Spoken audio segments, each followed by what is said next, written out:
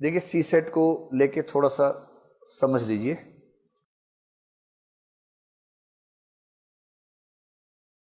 सी set में 80 सवाल आते हैं।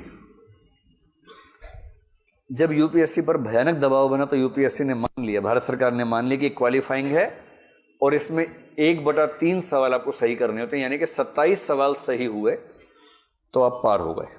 बस ये ध्यान रखना, नेगेटिव मार्किंग है, 27 सही 0 गलत तो आप पार हैं। 3 के पहाड़े से बढ़ाते जाइए। 27 0 में कोई दिक्कत नहीं है। अगर आपने 30 किए तो आप 9 गलत कर सकते हैं। समझ रहे बात को? 33 सही किए तो 18 गलत कर लीजिए। 36 सही किए तो कितने गलत करेंगे? 27 गलत कर लीजिए। इस तरह से इतने तो होंगे ना। हाँ, अभी तो 63 ही हुए। नेट रिजल्ट आपका 27 सवाल होना चाहिए।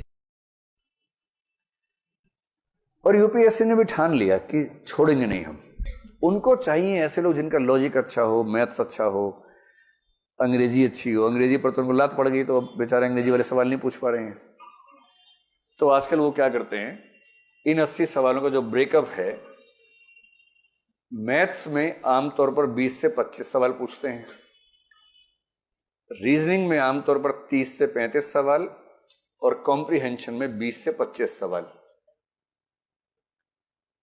ये एक जनरल सा ब्रेकअप उनका रहता है। और कई लोग ज्यादा ये सोच के कि सी सेट क्या है, 130 तो है, ये तो हम सोते सोते भी कर देंगे, इस चक्कर में सो ही जाते हैं, फिर कर नहीं पाते हैं। तो ऐसा आपके साथ ना हो जाए। देखिए, उनको ऐसे लोगों को लेना है जिनकी मैथ्स अच्छा है। अगर आप मैथ्स में अच्छे हैं तो 20-25 सवाल इतने लड्डू किस्म के सवाल हैं कि 25 सवाल के लिए आपको मैक्सिमम 35 मिनट चाहिए, बस 2 घंटे का पेपर है। पर अगर आपका मैथ्स अच्छा है तो आप ये 20-25 सवाल मुश्किल से आधे घंटे में 40 मिनट में करके फ्री हो जाएंगे।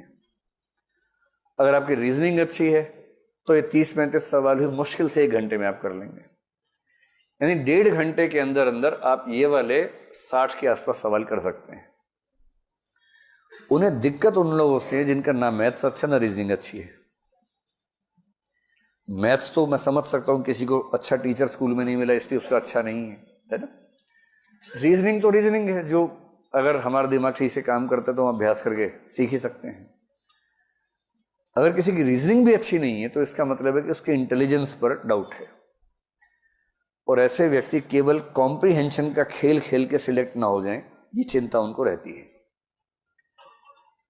तो उन्होंने कहा ठीक है, तुम आंदोलन करो, हम अपना काम करते हैं। और काम ये किया है कि ये 20-25 सवाल जो पूछते हैं आजकल, 100 से 150 शब्दों का पैसा जो होता है, उसके बाद एक क्वेश्चन होता है उसमें से। अरे लोग करो, कॉम्प्रिहेंशन करो। कॉम्प्रिहेंशन से ही पास होना था ना, अब हो जाओ पास।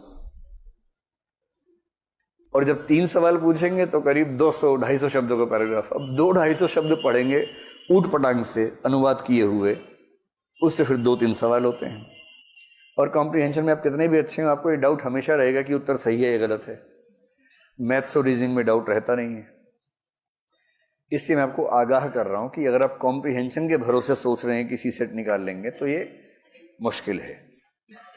और कॉम्प्रिहेंशन में खतरनाक बात क्या होती है, एक पैराग्राफ पढ़ा, एक क्वेश्चन किया, अब नेक्स्ट पैरा जब आप पढ़ेंगे, पढ़ने की क्षमता कम हो जाएगी आपकी।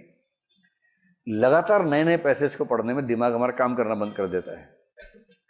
इससे ज्यादा अच्छा क्या होता है कि एक कॉम्प्रिहेंशन किया, फिर 2 सवाल रीजनिंग के कर लिए, फिर एक कॉम्प्रिहेंशन उठाया, फिर 2 सवाल ये कर लिए। चेंज करके करेंगे तो फिर भी ठीक है। और इसी चक्कर में अपना अपना स्तर देख लीजिएगा।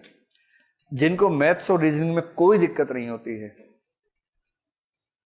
वो सी सेट के लिए 1 महीने में 1 पेपर सॉल्व करते रहे, केवल सिर्फ इसलिए कि रिदम बनी रहे, अभ्यास बना रहे। जिनका मैथ्स चौपट है, रीजनिंग अच्छी नहीं है, कॉम्प्रिहेंशन के भरोसे जीवन गुजारना चाह रहे हैं, उनके लिए बेहतर है कि 1 महीने में 1 बार नहीं, 1 दिन में 1 घंटा गुजारें। रोज 1 घंटा, आधा घंटा, पौना घंटा उसको पढ़ें। क्लास कर रहे होंगे वो लोग तो क्लास तो करेंगे ही, साथ में प्रैक्टिस करते रहें, हल्के में ना लें उसको। और जो बीच की स्थिति में है कि हाँ रीजनिंग ठीक ठाक आती है, मैथ्स ठीक ठाक आता है, अच्छा नहीं आता है, कॉम्प्रिहेंशन ठीक ठाक हो जाता है, यानी कि 2 घंटे मिलते हैं तो 35-40 सवाल कर लेते हैं। उनके लिए मेरी सलाह ये है कि महीने में 2 बार 3 बार, जैसे एक वीक में एक बार मान लीजिए, एक पेपर सॉल्व करते रहें। और इसके लिए भी कुछ नहीं करना है, हमारी जो वेबसाइट है उसमें प्रीलिम्स वाले में जाएंगे, प्रारंभिक परीक्षा 2018, उसमें एक सीसेट नाम से टैब है, उसमें रोज 5 क्वेश्चन आते रहते हैं, रोज तो नहीं, शायद हफ्ते में 3-4 बार आते हैं। उनकी प्रैक्टिस करते रहिए। कॉम्प्रिहेंशन भी आता है, मैथ्स भी आता है, रीजनिंग भी आता है उसमें प्रैक्टिस के लिए। केवल प्रैक्टिस करते रहिए, क्योंकि ये खतरा है। पिछले साल कई ऐसे लोग लुढ़के हैं सीसेट में जो जीएस में बहुत अच्छे थे, लेकिन सीसेट को मैनेज नहीं कर पाए और बाहर निकल गए।